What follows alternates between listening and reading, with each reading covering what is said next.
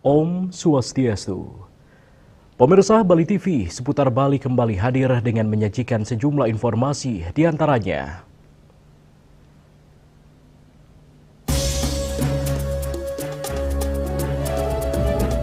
Upaya legalisasi Tajan di Bali terbentur hukum nasional, aturan khusus untuk upacara keagamaan jadi opsi.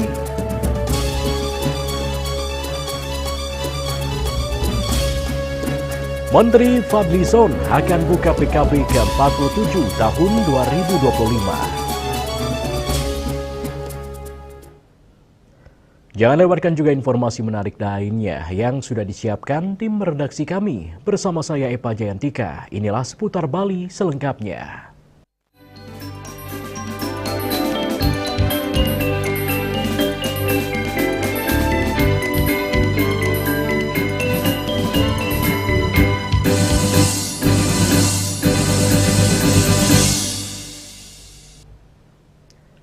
Pemirsa, harapan sebagian masyarakat Bali untuk melegalkan praktik tajan atau sabung ayam sebagai bagian dari tradisi dan budaya tampaknya masih jauh dari kenyataan. Upaya tersebut menghadapi rintangan besar karena berbenturan langsung dengan hukum positif nasional pasal 303 KUHP tentang tindak pidana perjudian.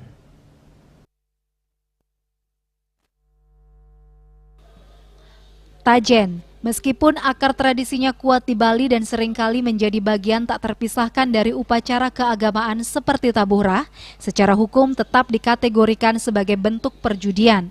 Hal ini menjadi dilema tersendiri, mengingat nilai-nilai luhur di balik tradisi tersebut. Namun belakangan banyak terjadi hal-hal yang meresahkan masyarakat di arena tajen. Karena itu muncul usulan dari kalangan legislatif untuk melegalkan tajen. Menanggapi hal tersebut, Dekan Fakultas Hukum Universitas Udayana, Profesor Dr. Putu Gede Arya Sumerteya SHM Hum, mengatakan sepanjang undang-undang tentang larangan perjudian tidak dicabut, perda tentang tajen tidak bisa diwujudkan jika tujuannya untuk judi. Namun, tajen untuk kegiatan upacara keagamaan bisa dibuatkan aturan khusus yang mengatur waktu, tempat, dan durasi dari kegiatan tajen. Kalau sepanjang undang-undang judi itu tidak dicabut, itu produk perda yang misalnya kita di daerah itu tidak mungkinlah bisa dilakukan jika tujuannya judi. Tetapi dengan pengaturan khusus yang kaitannya dengan kondisi upacara adat, tentu kaitannya dengan hal-hal yang di tempat-tempat pada saat-saat tertentu saja. Jadi saat upacara saja ada, dan itu pun tidak dalam durasi panjang gitu. Jadi kalau di ayam diadu sampai 10, 15, 20 itu kan sama dengan kegiatan yang pekerjaan jadinya. Jadi untuk itu harus dibatasi berapa, 1 atau 2 untuk upacara. Dengan aturan tersebut, diharapkan tajen bisa dilakukan untuk kegiatan keagamaan dan tidak melibatkan banyak massa yang mengarah ke bentuk-bentuk perjudian. Eka Yana, Bali TV. Pemirsa, di tengah kericuhan tajan yang menelan korban jiwa di Songan Kintamani Bangli, ada usulan agar kegiatan yang identik dengan perjudian ini dilegalkan. Namun melegalkan tajan atau sabung ayam bertentangan dengan peraturan perundang-undangan yang berlaku di Indonesia, yakni hukum positif nasional pasal 303 KUHP tentang tindak pidana perjudian.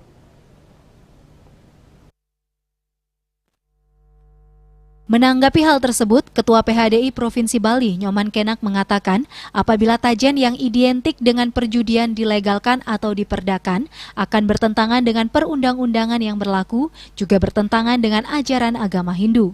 Namun apabila berkaitan dengan upacara agama, tajen yang disebut tabuhrah dapat diselenggarakan pada tingkatan yadnya Pancasana Madurga.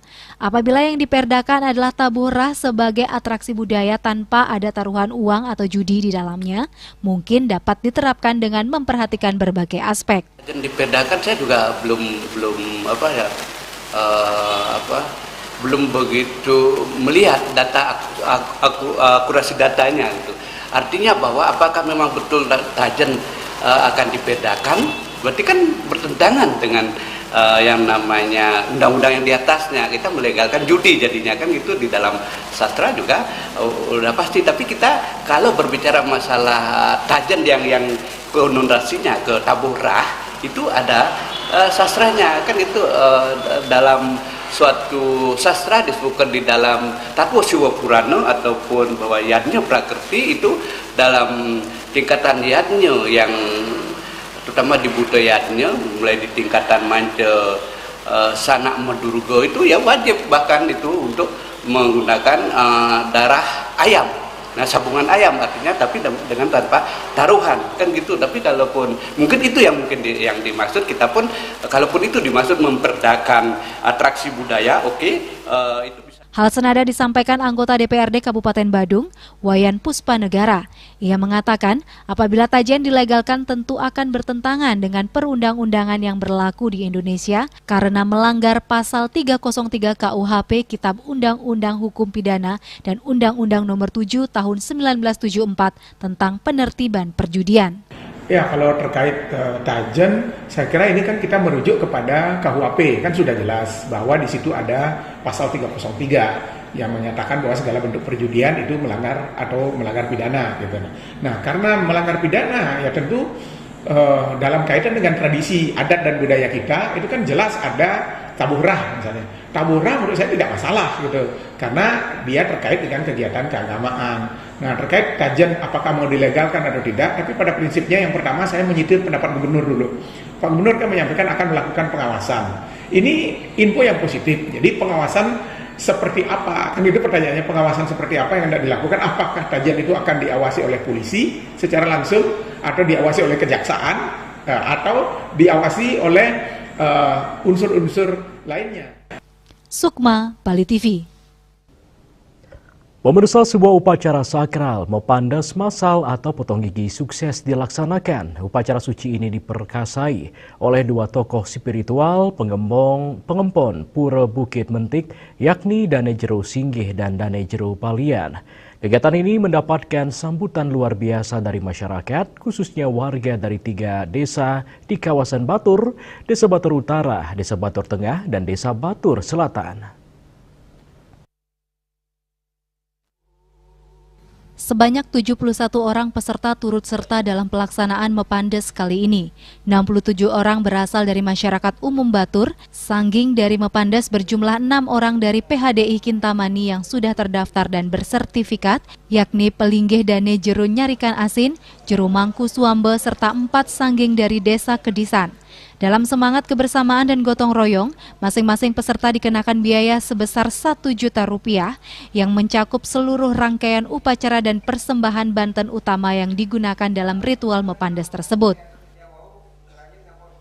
Mepandes puniki pemerakarsa puniki sakeng pengomong Pura Bukit Mentik, ingat punika Dane Jero Singgih lan Dane Jero Balian, usan punika akeh kerama doe jagi nyarengin duaning makadi ring batur puniki mau buat pisan yening wenten pilih sinunggil pemucuk pura jagi ngemargiang Mepandes nika wenang sang krama nyarengin duaning pemargi manuk ring batur punika utama yening sampun sida antuk ngiringang pemucuk pura. Inggan punika pemucuk pura sana dimaksud punika pemucuk Pura Bukit Mentik Dane Jero Singgih lan Dane Jero Balian saning marga Mepandes. Lebih lanjut, Wijaya menyampaikan bahwa pelaksanaan Mepandes masal ini tidak hanya bertujuan sebagai upacara adat semata, tetapi juga untuk memberikan manfaat ekonomis dan spiritual kepada masyarakat. Dengan sistem masal, kerama yang mengikuti dapat menghemat pengeluaran dibandingkan melakukan upacara secara individu tanpa mengurangi esensi dan kesucian dari prosesi itu sendiri. Tentunya warga Batur kebetulan peserta Mepandes ngiring Dane Jero Singgih lan Dane Jero Balian adalah 3 desa dinas Batur. Batur Utara, Desa Batur Tengah, Desa Batur Selatan. Ini tentunya harapan dari masyarakat semua dengan diringankannya biaya dan dilaksanakan upacara Mepandes dengan banten yang utama manut Desa Ring Batur tentunya sangat membahagiakan bagi masyarakat dan diharapkan sekali bahwa kegiatan-kegiatan seperti ini dilaksanakan sehingga orang yang tidak mampu pun bisa mengikuti menyelesaikan tahapan kegiatan upacara menurut umat Hindu, yaitu salah satunya adalah kegiatan upacara Mapandas. Pihaknya berharap dengan karya ini mampu memberikan ruang bagi masyarakat yang ingin melaksanakan kewajiban adat dengan layak, suci, dan ekonomis. Selain itu, upacara ini dapat membawa berkah dan keseimbangan dalam hidup para peserta. Kegiatan ini menunjukkan kekuatan solidaritas antar warga dan tingginya nilai pelestarian adat, serta budaya Bali yang tetap dijaga dan dijalankan secara turun-temurun. Hendra, Bali TV. Pemirsa, Fakultas Hukum Universitas Udayana menggelar acara yudisium untuk mahasiswa yang telah menyelesaikan studi mereka pada periode Juni 2025. Dalam acara yang berlangsung di aula kampus setempat, sebanyak 136 mahasiswa resmi dinyatakan lulus dan siap untuk melangkah ke jenjang berikutnya dalam karir mereka. Pada yudisium kali ini, sebanyak 104 orang dari program studi sarjana S1 dinyatakan lulus dengan rata-rata indeks prestasi kumulatif atau IPK 3,88 dan masa studi rata-rata 3 tahun 11 bulan. Lulusan terbaik diraih oleh Imade Andana SH dengan IPK 3,97, predikat dengan pujian. Sementara itu, untuk program Magister Kenotariatan terdapat 7 orang lulusan dengan masa studi rata-rata 1 tahun 9 bulan dan IPK rata-rata 3,94. Lulusan terbaik pada program ini diraih oleh IGD Abdi Satria Mahardika SHMKN dengan IPK 3,97, predikat dengan pujian. Sementara itu, pada program Magister Ilmu Hukum S2 terdapat 21 lulusan dengan masa studi rata-rata 2 tahun 4 bulan dengan IPK rata-rata 3,96. Alpian Otini Mago SHMH berhasil menjadi lulusan terbaik dengan IPK 4,0 dengan pujian. Terakhir, pada program Doktor Ilmu Hukum, sebanyak 4 mahasiswa dinyatakan lulus dengan masa studi rata-rata 4 tahun 3 bulan, rata-rata IPK 3,89. Dr. Komang Febrinayanti Dantes SHMKN menjadi lulusan terbaik dengan meraih IPK 3,92, predikat dengan pujian. Dalam sambutannya, Dekan Fakultas Hukum Universitas Udayana, Profesor Dr. Putu Gede Arya Sumerteyase SHM Hum, mengatakan suka duka yang dilalui mahasiswa saat perkuliahan merupakan sebuah proses yang harus dilalui dan akan menjadi kenangan yang manis di kemudian hari. Ia berpesan, nantinya juga sudah berada di luar kampus agar bisa mengamalkan ilmunya, harus berani mencoba jujur, rajin, rendah hati agar menjadi orang yang sukses. FH Unur juga terus berupaya meningkatkan proses pembelajaran di kampus agar menghasilkan lulusan yang berkualitas. Juni 2025 itu jumlah yang di yudisium itu 136 yang terdiri dari program S1, program MKN, S2, dan program S2 MIH, dan program doktor. Nah, tentu dalam yudisium ini target yang kita raih adalah bagaimana membuat proses pembelajaran ini berkualitas. Tadi sudah masih bisa kita raih dengan IP maksimal, ada mahasiswa yang IP 4, dan rata-rata dari para yudisium tadi itu di 3,8 ya. Itu rata-rata dari peserta yudisium yang kita lepas hari ini untuk mengikuti proses wisuda ke depan. Ditambahkan, semua program studi di Fakultas Hukum Universitas Udayana telah meraih akreditasi unggul baik untuk program S1 dan S2 Ilmu Hukum, Magister Kenotariatan, dan program studi Doktor Hukum. Selanjutnya, FH Unur juga tengah dalam proses untuk meraih akreditasi internasional dari FIBA-A. Ekayana, Bali TV.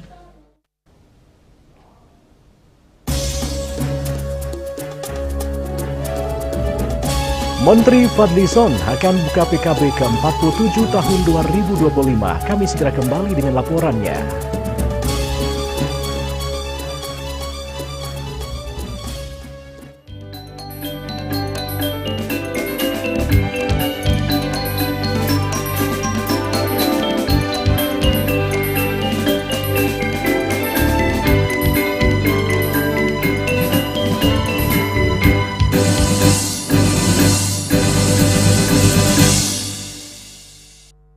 Menangkan 5 tiket nonton langsung Indonesia di Pentas Dunia 2026 Amerika. Pemenang akan segera dipilih. Jangan sampai ketinggalan. Segera beli 5 bungkus kopi luwak apa saja. Upload ke sosial media, tag @kopiluwakofficial. Dukung Indonesia mengukir sejarah baru.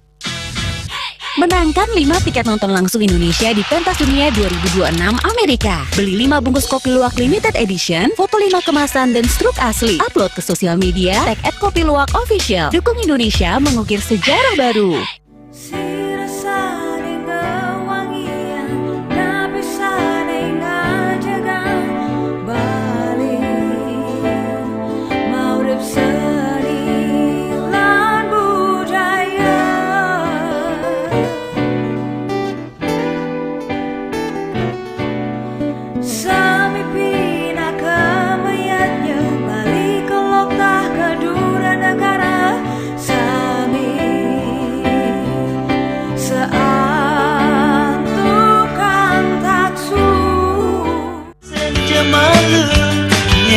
Sejatine ada di lohe terus terang beli yang sama ngari terus dan beli nganti mati Kalau matang lan dingin kabut tenis beli keras tusen buena ada istilah saling hargai matuna.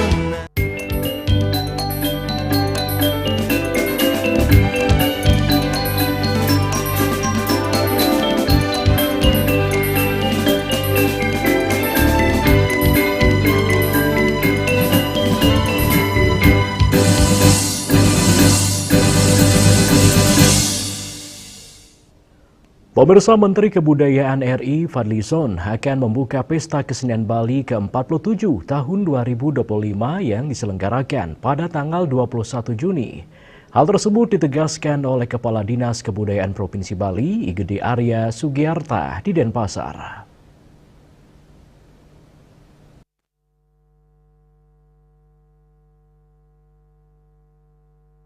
Kepala Dinas Kebudayaan Provinsi Bali, Igede Arya Sugiarto menegaskan, absennya Presiden Prabowo dalam perhelatan akbar Pesta Kesenian Bali dikarenakan masih melaksanakan tugas kenegaraan di luar negeri. Untuk itu, atas arahan Presiden Prabowo telah diutus Menteri Kebudayaan Republik Indonesia Fadlizon untuk membuka Pesta Kesenian Bali tahun 2025. Menteri Fadlizon akan membuka secara resmi Pesta Kesenian Bali yang dirangkaikan dengan pelaksanaan PED-AYE. Terkait persiapan PKB sendiri, Sugiarto menjelaskan sudah melaksanakan rapat pembukaan dengan mengundang tim terkait, baik protokoler, dinas kebersihan, serta para vendor. Seperti tahun-tahun sebelumnya, pelepasan pawai akan dilaksanakan di depan Monumen Perjuangan Rakyat Bali. Untuk selanjutnya, acara seremonial akan dilaksanakan di Taman Budaya. Pada malam hari, disertai dengan pertunjukan seni garapan kolaborasi Sanggar Kerawitan Bungan Dedari dengan ISI Denpasar. Kan kemarin saya selaku Kepala Dinas Kebudayaan sudah mendapat arahan dari Bapak Gubernur. Sekarang Bapak Gubernur kan ada di Polandia bersama dengan Bapak Menteri Kebudayaan. Jadi Pak Menteri Kebudayaan sudah mendapatkan disposisi dari Bapak Presiden agar hadir untuk membuka Pesta Kesenian Bali tanggal 21 Juni yang akan datang. Karena dalam waktu bersamaan Bapak Presiden berada di Rusia gitu. Jadi sudah firm, kemarin kami sudah diperintahkan untuk mempersiapkan bahwa Pesta Kesenian Bali itu akan dibuka oleh Bapak Menteri Kebudayaan Republik Indonesia, Bapak Fadlizon. Persiapan kemarin kita sudah rapat pembukaan, jadi dengan mengundang tim terkait, baik dari protokoler, kemudian juga kebersihan, keamanan, perhubungan, kesehatan, dan lain sebagainya, termasuk juga para vendor-vendor yang akan mengerjakan bangunan, tribun penonton, dan juga tempat pawai, kemudian sudah semuanya menyatakan siap. Jadi sekarang tinggal jalan saja. Jadi kalau isian-isian materi kabupaten kota kan pawai itu sudah kita lihat ya, para tim kota sudah pergi ke setiap kabupaten untuk memastikan pawai itu akan berjalan sesuai dengan apa yang kita harapkan. Dalam pembukaan PKB, Selain Menteri Kebudayaan Republik Indonesia Fadlizon, akan hadir pula Menteri Sekretaris Negara, Menteri Dalam Negeri, Menteri Pariwisata, Wakil Menteri Pariwisata, dan Wakil Menteri Ekonomi Kreatif. PKB akan berlangsung dari tanggal 21 Juni sampai dengan 19 Juli 2025. Pergelaran seni terbesar rakyat Bali tersebut melibatkan ribuan seniman dari Bali maupun dari luar Bali. Juliana, Bali TV. Pemirsa, Pulau Bali bisa meniru beberapa negara luar yang telah berhasil menangani permasalahan sampah. Persoalan sampah harus segera ditangani, mengingat Bali sebagai daerah tujuan wisata dunia.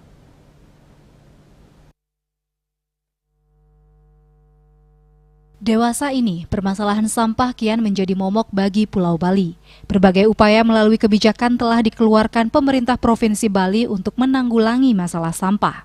Pengelolaan sampah terpadu harus mulai dilakukan dengan mengurangi sampah dari sumber dan mengembangkan infrastruktur pengolahan sampah yang berkelanjutan. Menurut praktisi pariwisata Bagus Sudibyo, sampah bisa dijadikan sebagai sumber energi terbarukan dengan cara pengelolaan yang tepat.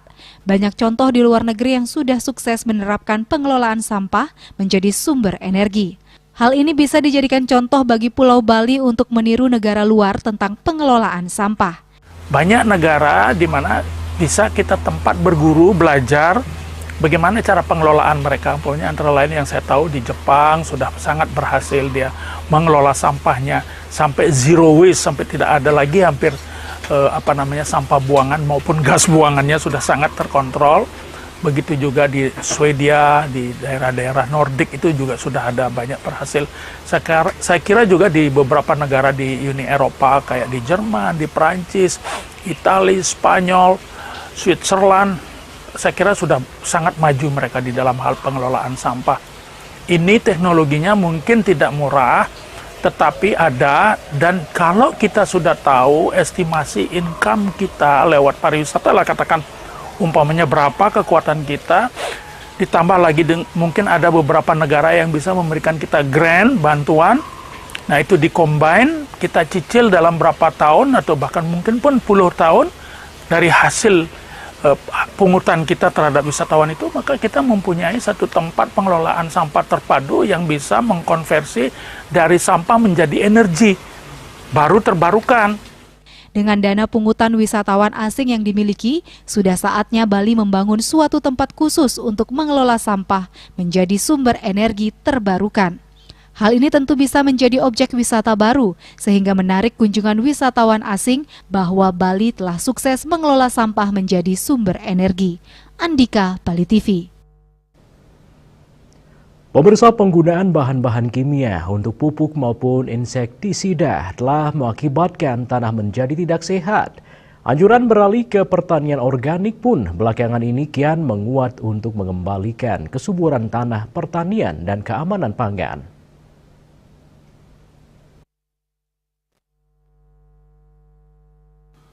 Pertanian dengan pola kimia telah berlangsung lama. Cara ini dalam jangka panjang justru mengakibatkan tanah dan ekosistem pertanian terancam.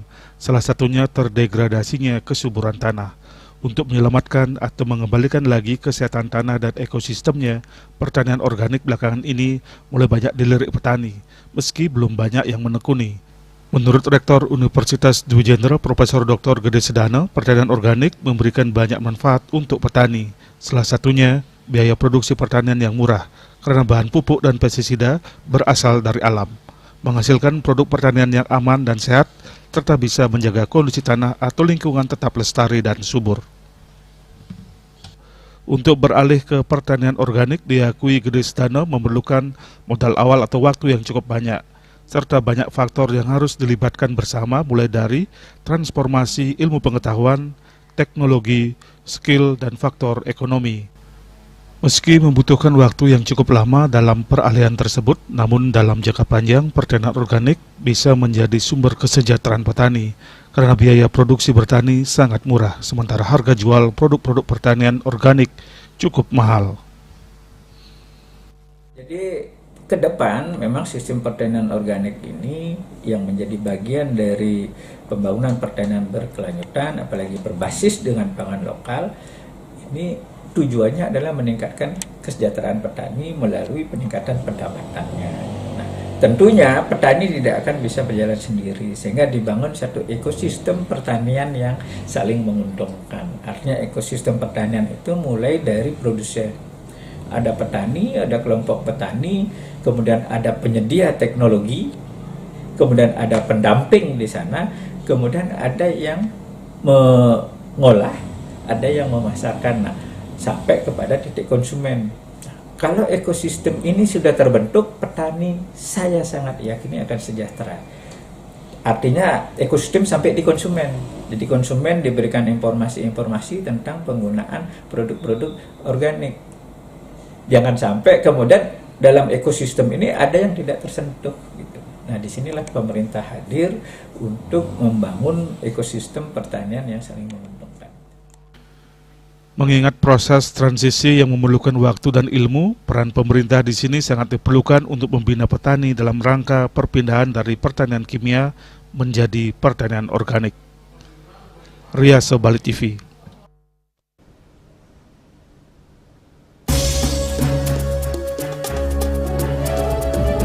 Pemirsa, kami akan segera kembali dengan informasi penembak warga asing Australia ditangkap di Jakarta.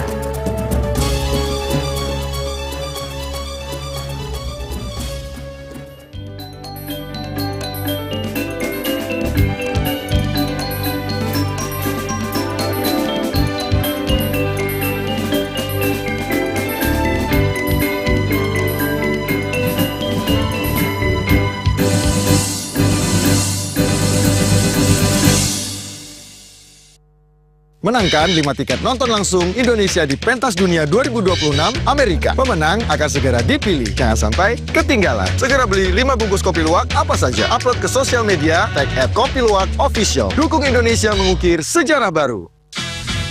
Menangkan 5 tiket nonton langsung Indonesia di Pentas Dunia 2026 Amerika. Beli 5 bungkus kopi luwak limited edition, foto 5 kemasan dan struk asli. Upload ke sosial media, tag @kopiluwakofficial. Dukung Indonesia mengukir sejarah baru.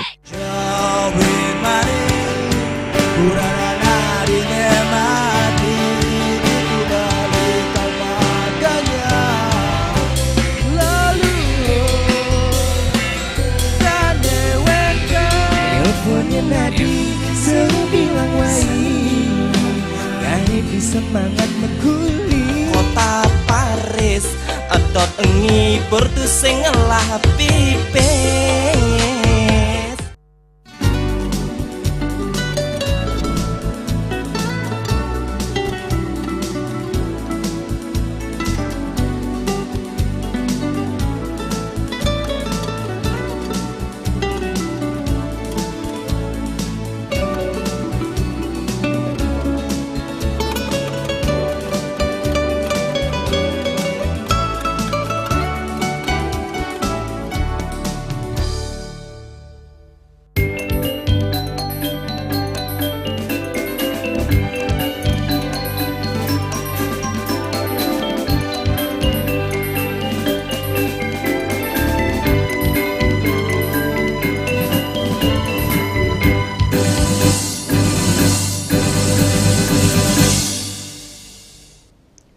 Pemirsa, tim gabungan Bareskrim Polri, Polda Bali dan Polres Badung dengan cepat mengungkap kasus penembakan warga Australia ZR 32 tahun dan SG 35 tahun.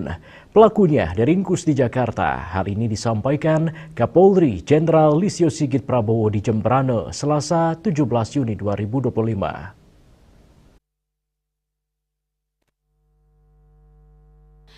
Kabid Humas Polda Bali Kombes Pol Arya Sandi saat dikonfirmasi membenarkan jika kedua pelaku penembakan telah ditangkap.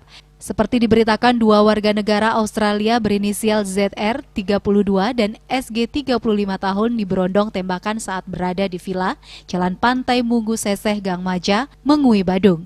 Akibat kejadian itu, ZR 32 tahun meninggal dan SG mengalami luka parah.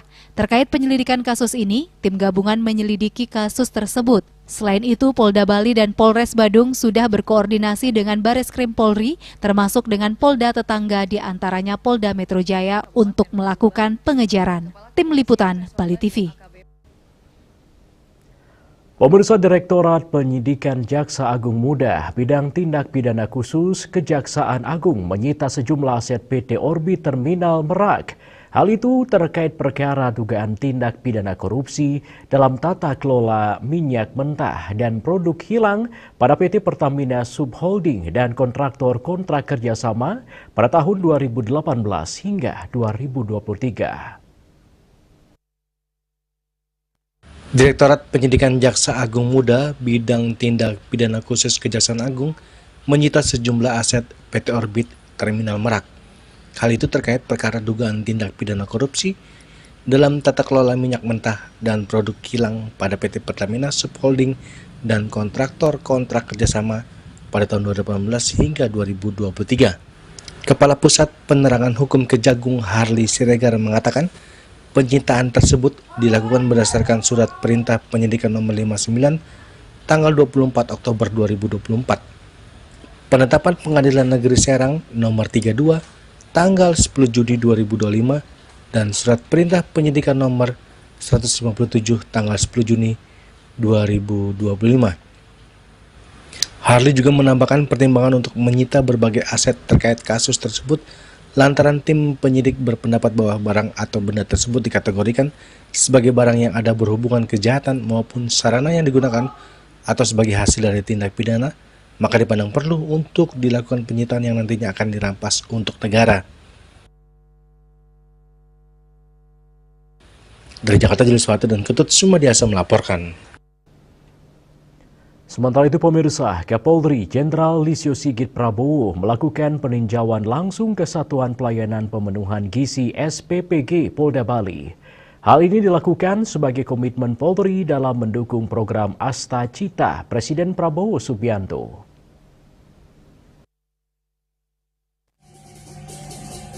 SPPG Polri sendiri merupakan wujud dukungan nyata terkait dengan program Makan Bergizi Gratis atau MBG.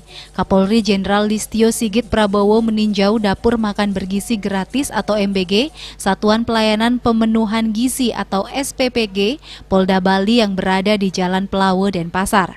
Kedatangan Kapolri yang didampingi langsung Kapolda Bali Irjen Pol Danil Aditya Jaya dan pejabat tinggi Polri lainnya itu guna mengecek kesiapan dari dapur makanan untuk anak sekolah di Denpasar. Kabid Humas Polda Bali Kombes Pol Arya Sandi mengatakan Kapolri ingin memastikan makanan yang disediakan di SPPG Polda Bali ini memenuhi standar gizi dari Badan Gizi Nasional. Tidak ada evaluasi khusus dari Kapolri selain meminta harus benar-benar memastikan makanan yang didistribusikan memenuhi standar gizi.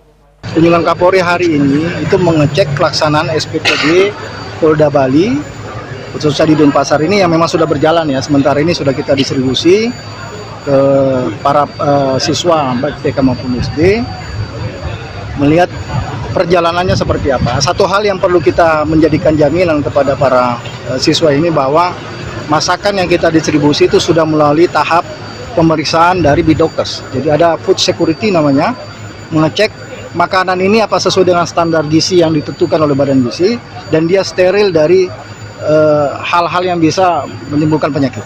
Dalam kesempatan tersebut, Kapolri dan jajaran Polri meninjau sejumlah fasilitas SPPG Polda Bali, diantaranya sarana transportasi pengantaran makanan MBG, ruang penerimaan bahan baku, gudang basah, gudang kering, ruang pendingin, tempat alat masak, ruang alat cuci, loker, petugas SPPG dan dapur SPPG Polda Bali. Kapolri juga memberikan 100 paket sembako ke petugas SPPG Polda Bali. Rai Suantara, Bali TV.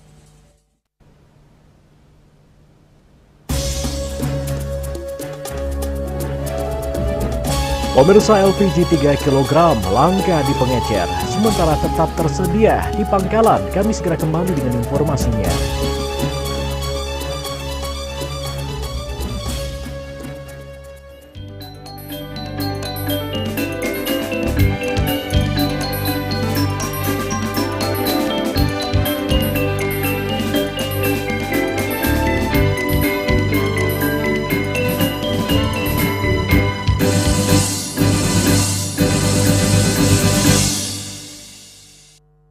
Menangkan 5 tiket nonton langsung Indonesia di pentas dunia 2026 Amerika. Pemenang akan segera dipilih. Jangan sampai ketinggalan. Segera beli 5 bungkus kopi luwak apa saja. Upload ke sosial media, tag @kopiluwakofficial. Dukung Indonesia mengukir sejarah baru. Menangkan 5 tiket nonton langsung Indonesia di Pentas Dunia 2026 Amerika. Beli 5 bungkus kopi luwak limited edition, foto 5 kemasan dan struk asli. Upload ke sosial media, tag @kopiluwakofficial. Dukung Indonesia mengukir sejarah baru.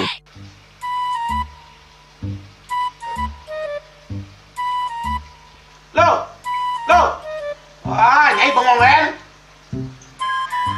Oh, ake ngerti be, amun seorang perempuan, seorang istri melamun, isi dompetnya pasti KTP rogen.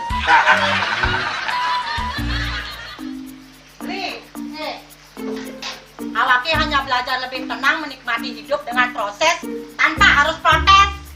Loh, hidup itu adalah sebuah perjalanan, bukan perbandingan.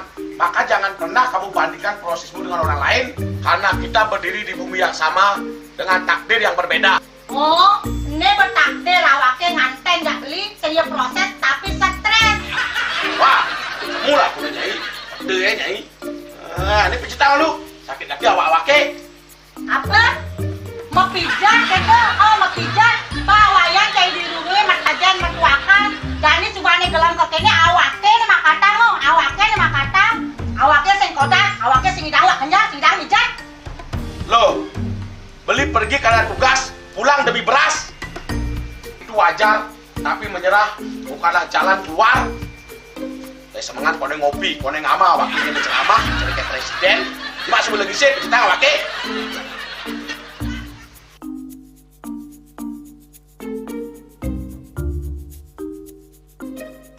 Kene be, kene awake makatang, awake bermajati ngencanang dongkang ini. Oh, kadang timpalnya jadi makatang. Ngajak ke saya dirundungi wayan. Ini, ayo kemana jangan bicaranya nih lo. Ini saya bicarkan awake jangan beli, langise ane jangan. Wah, si lagi gini ane ngorek tempe semangat aja kangon. Melang saya beli ngomong. Ini beli lo. Melang nih. Melang, jangan nggak dikasat lagi sini. Apa dikasat lagi sini lo? Coba tinggalin. Ini di HP ini nggak ada beli. Nak liu kasihatnya nih beli bati nak nganggon. Minyak gana pati ada nih beli. Kaki terkilir, keseleyor, emate, pegelinu, pila, kesemutan, bancang sakit, pokoknya mengenang kasihatnya nih. Mana gijil? Ini kan senang-senang panaki, awaknya saya ketak-konang. Jadi awaknya bersehat. Jadi awaknya bisa Nyai di kamar ini. Aku asingnya. Asingnya Nyai, awaknya bersegar di kakak lain Nyai. Beli. Baik.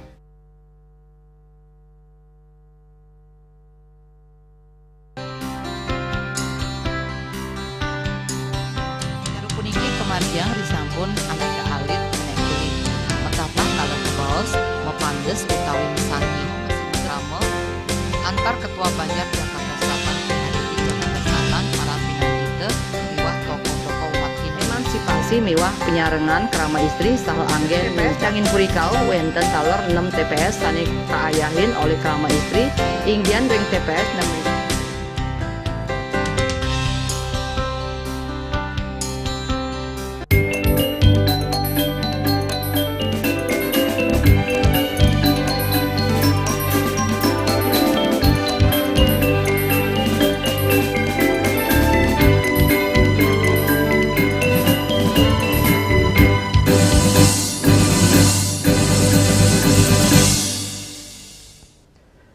Pemirsa, meski kelangkaan gas 3 kg yang berlangsung selama hampir sebulan ini di tingkat pengecer, namun tidak terjadi di pangkalan gas 3 kg di Jalan Gunung Merapi, tepatnya di Banjar, Pemedelan, Kelurahan Pemecutan, Denpasar. Suplai LPG 3 kg di pangkalan ini tetap lancar dan pembeli dibatasi membeli 2 tabung gas.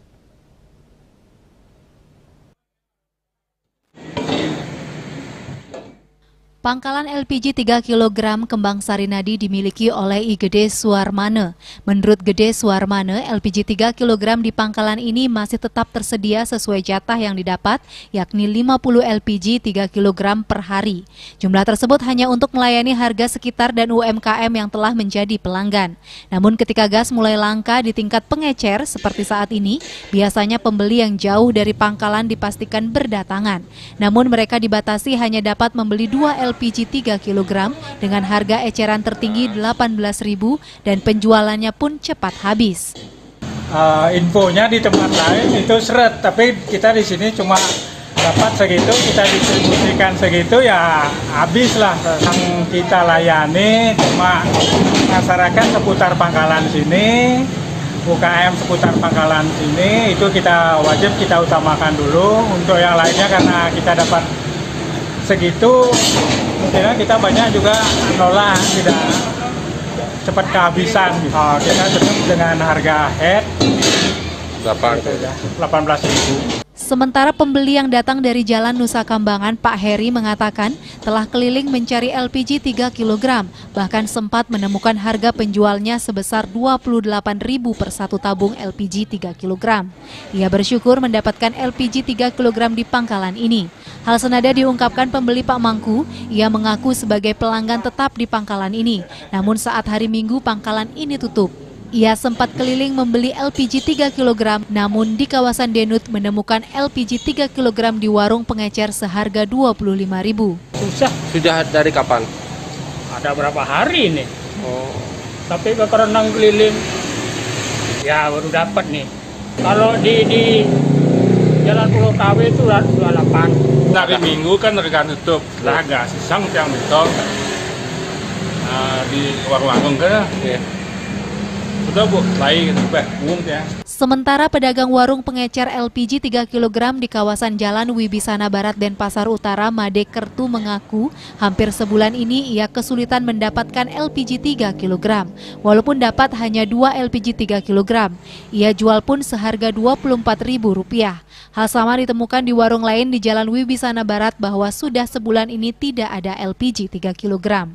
Siaran ini kentan Pak, agak seret Pak. Agak sulit mencari itu, ngalih-ngalih yang di warung-warung. Lah langan, beli yang di warung 23, ada yang 24, pangkal dan ngabang ya. Berbeda halnya pengakuan yang ditemukan di Jalan Wibisana Barat. Dewa Made Tirtawan mengaku LPG 3 kg selalu tersedia di pangkalannya. Indrawan, Bali TV.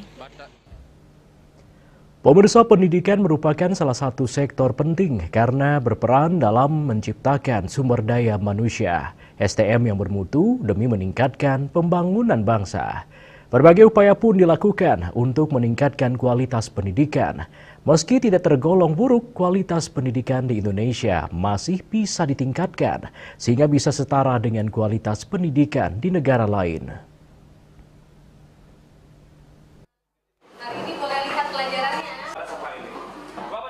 Berbicara tentang kualitas pendidikan di negara lain, Jepang cukup sering diungkapkan praktisi dan pemerhati pendidikan. Cukup banyak yang menyebut, sistem edukasi di Jepang bisa dijadikan contoh bagi peningkatan kualitas pendidikan di tanah air. Di Jepang, fokus pendidikan dasar bukan pada keterampilan calistung, sebagaimana diungkapkan pemerhati pendidikan yang pernah menjadi guru SD negeri di Jepang, Dewi Lastmi. Berdasarkan pengalaman saya, sistem pendidikan di Jepang itu lebih memfokuskan kepada kemandirian anak dan disiplin. Dan semua itu ada tertera di buku ini. Buku paket yang diberikan oleh pemerintah Jepang itu memberikan ilmu kepada anak-anak bagaimana dia harus hidup mandiri. Bertanggung jawab atas dirinya sendiri. Istri dari Konjen Miyakawa Katsutoshi yang saat ini menjabat Konjen Jepang di Denpasar menambahkan, peran guru sangat penting dalam proses pembelajaran, sehingga guru wajib memiliki kompetensi sesuai dengan standar yang ditetapkan pemerintah. Guru mengajarkan kemandirian dan disiplin melalui praktik, bukan teori saja. Guru harus mencontohkan terlebih dahulu, baru anak bisa meneladani. Namun, tidak hanya guru yang berperan, peran keluarga juga tidak kalah penting dalam mendidik anak. Jadi, pendidikan anak tidak 100% diserahkan kepada guru dan sekolah, karena orang tua juga turut andil. Purnawan, Bali TV.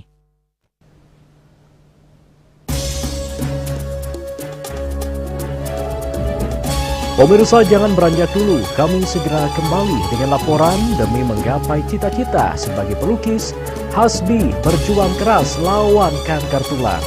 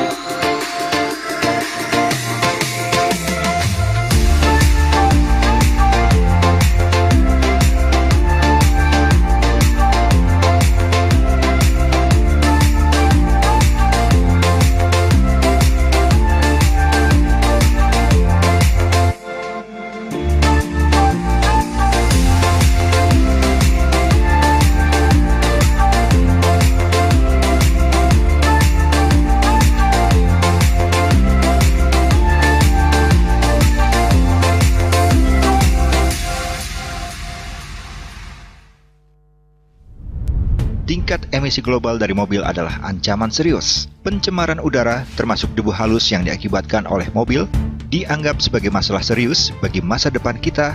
Mr. An Jong-sin, seorang presiden, sang penemu, mengembangkan teknologi melalui penelitian luas.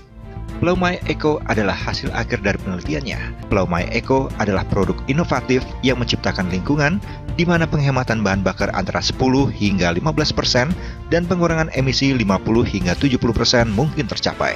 Mereka berkomitmen untuk terus berusaha mengurangi polusi udara di planet kita yang diakibatkan oleh mesin pembakaran dalam. Sebuah teknologi yang mengoptimalkan bahan bakar di mesin pembakaran dalam. Plaumai Eco. Setelah digunakan belt, mungkin seperti ini ya.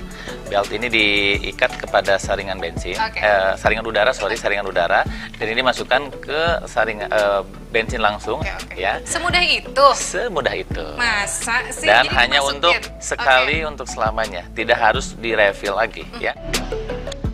Ini adalah salah satu kendaraan operasional. Terlihat kan bedanya? Nah, perubahannya kan? Signifikan ya, turunnya banyak ini. Kamu masih nggak percaya kan? Iya, apakah di motor juga bisa kayak gitu? Nah, ini nanti kita akan buktikan juga di motor ya. Nah, ini digunakan kembali di kendaraan motor yang besar ya, kapasitas tangkinya. Dan saya mendapat informasi, Karina, bahwa satu Plaumai Eco ini yang satu batang ini, itu sebetulnya untuk 10 liter satunya. Nah, ini kembali kita akan lihat nih, Karina. Ini yang sudah, ini akan dikenakan, dimasukkan ya, Plaumai Eco-nya. Berapa bar ya? Ini dua. Ini kurang lebih dicobanya 2 jam kemarin. Nah, ini sudah kurang lebih 2 jam nih.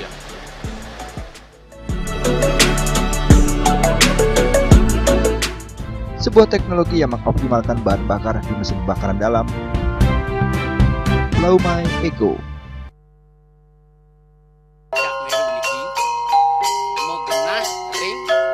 Selanjutnya tahun 1639 atau tahun 1707 akan di pura ini dapat dikelompokkan Ratu Penatih, penyusun sejebak jagat pejen. Pengempon Dijang selaku pengalian pengempon jumlah warga serta memohon taksu bagi mereka para penekun spiritual atau balian di Bali.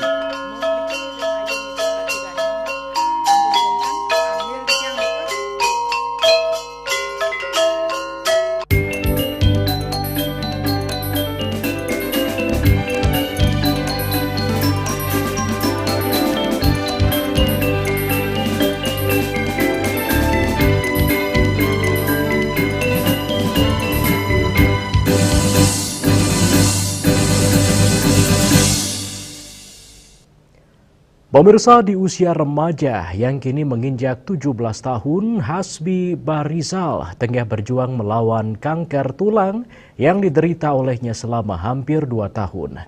Dengan semangat dan rasa optimis, Hasbi terus berjuang demi kesembuhan dari serta mampu meraih harapan untuk menggapai cita-citanya sebagai seorang pelukis. Asal Jember, Jawa Timur ini merupakan anak sulung dari 3 bersaudara pergi ke Bali bersama orang tuanya untuk menjalani perawatan kanker di salah satu rumah sakit umum di Denpasar. Awal mula dirinya mengetahui tengah mengidap kanker pada saat menjelang ujian akhir pada saat duduk di bangku SMP. Saat itu ibu Hasbi, Farida, melihat anaknya berjalan pincang dan ketika ditanya, Hasbi mengaku dirinya hanya kelelahan setelah lari pagi. Berselang 1 tahun lamanya, keluhan tersebut semakin sering muncul, bahkan muncul benjolan pada kaki Hasbi. Ia kemudian dibawa ke tempat pijat sebagai pengobatan alternatif. Setelah 3 kali berobat tanpa hasil, muncul kecurigaan karena benjolan itu semakin sakit. Akhirnya, Hasbi dibawa ke dokter untuk diperiksa. Hasil pemeriksaan awalnya menunjukkan terdapat adanya cairan di tulang belakang sehingga didiagnosa TB tulang, sehingga harus menjalani rawat inap selama 4 hari di Jawa. Rasa sakit yang terus berlanjut mengharuskan Hasbi untuk menjalani perawatan lanjut ke Surabaya, namun orang tua Hasbi membawanya berobat ke Bali. Nah, dibawa ke dokter, awalnya itu diperiksa, di scan, itu ada cairan di dekat tulang belakang. Setelah itu di scan lagi, karena dia sudah tambah kesakitan. Akhirnya dia katanya TB tulang, awal diagnosanya TB tulang. Setelah itu opname dia 4 hari di Jawa. Setelah itu, setelah dilihat-lihat lagi sama dokter, katanya saraf kejepit. Setelah harus di MRI katanya. Setelah di MRI katanya, oh ini nggak bisa Bu kalau di sini. Ini hasilnya harus LPA dulu baru tahu hasil yang sebenarnya. Awalnya tahu dia kena kanker, nangis dia karena dia sudah rencananya kan udah mau mondok. Setelah itu dia gimana kan kemonya masih 14 kali. Kalau 14 kali kan 10 bulan. Masuk obatnya tiap 3 minggu sekali gitu. Saya nggak apa-apa, jalani dulu gitu. Coba lihat yang lainnya, kamu itu masih beruntung cuma sakit gitu. Coba lihat yang lainnya, sampai ada yang diamputasi, sampai gitu. Kamu itu masih beruntung meskipun sakit gitu. Kamu harus semangat sembuh, kamu itu panutan adik-adiknya, saya gituin. Adiknya masih membutuhkan kamu, saya gituin. Tetap Umi sama Abah cuma bisa membantu sama mendoakan gitu. Kamu harus semangat. Semangatnya itu harus dari kamu juga. Yang paling besar itu semangatnya harus dari kamu sendiri gitu. Selama menjalani masa perawatan, Hasbi banyak mengisi waktu dengan hobinya yaitu menggambar anime. Hasbi mengaku bahwa kelak ketika ia sembuh nanti, ia ingin mewujudkan mimpinya menjadi seorang pelukis. Ya awal pertama sakit sih kayak udah putus asa gitu. Ya dikasih tahu sama Umi sama Abah, sama disemangatin sama temen juga dari rumah. Katanya jangan putus asa dulu, nanti pasti sembuh. Ya kalau itu sih setelah saya sembuh udah pasti nyemangatin adik-adik yang masih kecil dan sakit saya juga. Saya semangatin jangan putus asa, pasti sembuh. Apapun caranya pasti sembuh. Selain sembuh dari penyakit, bagi Hasbi yang terpenting adalah tidak ada lagi anggota keluarganya yang harus merasakan sakit seperti yang ia alami dan memberikan semangat bagi anak-anak penyandang kanker di luar sana untuk tetap memiliki semangat dan optimis berjuang demi memiliki harapan hidup yang lebih baik. Bunga Widrayani, Bali TV. Pemirsa, tradisi ngelawar bukan sekedar kegiatan memasak yang dilakukan menjelang upacara keagamaan.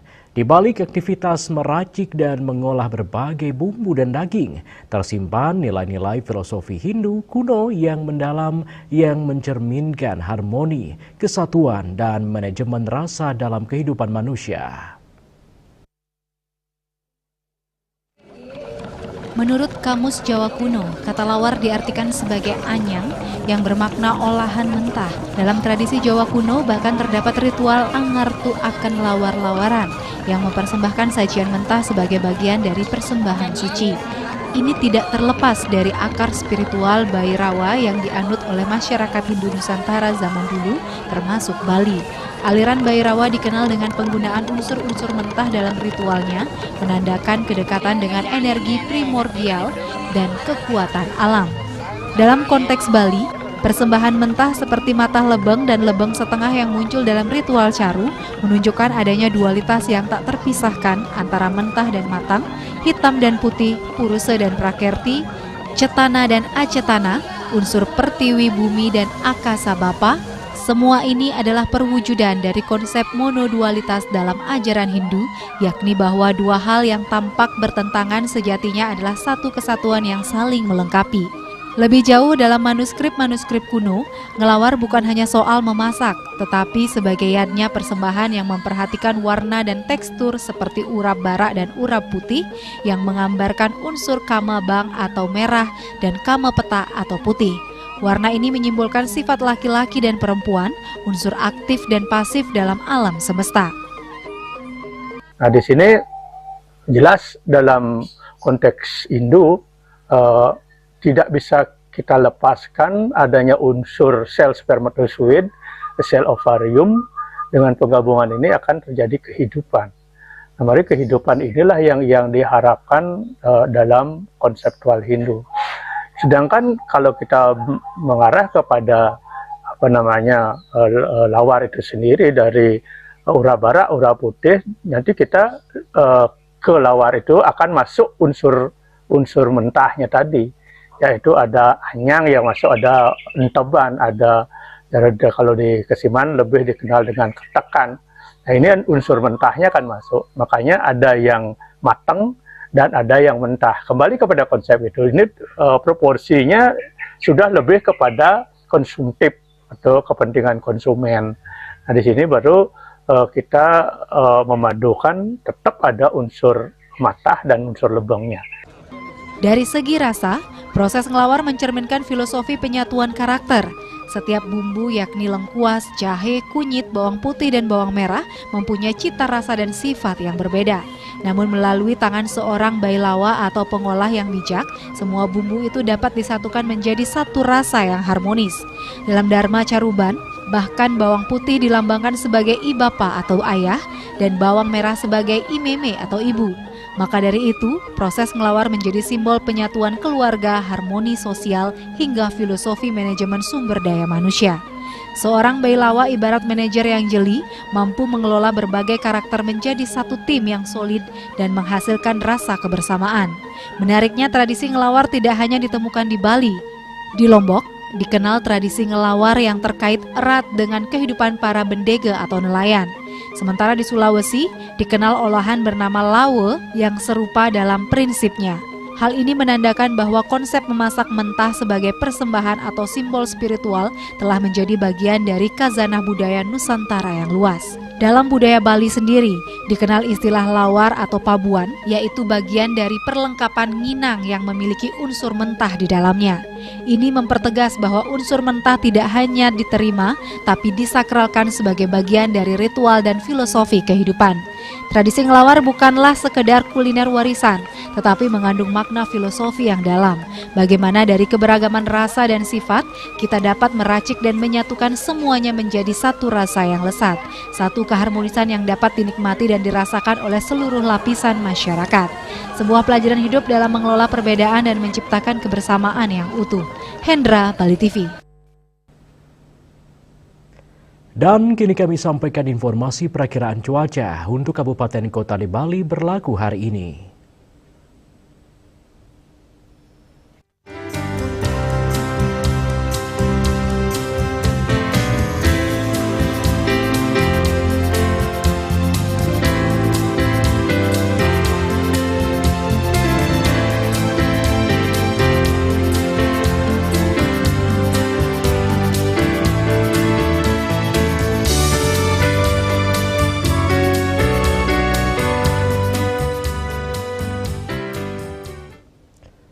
Pemirsa seputar Bali, bersama Menyapun Ganapati Usada Bali Keluarga Sehat. Update terus informasi Anda dengan subscribe dan like YouTube channel Bali TV @newsbali.tv.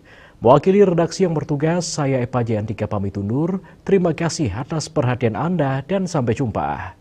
Om Santi, Santi, Santi Om.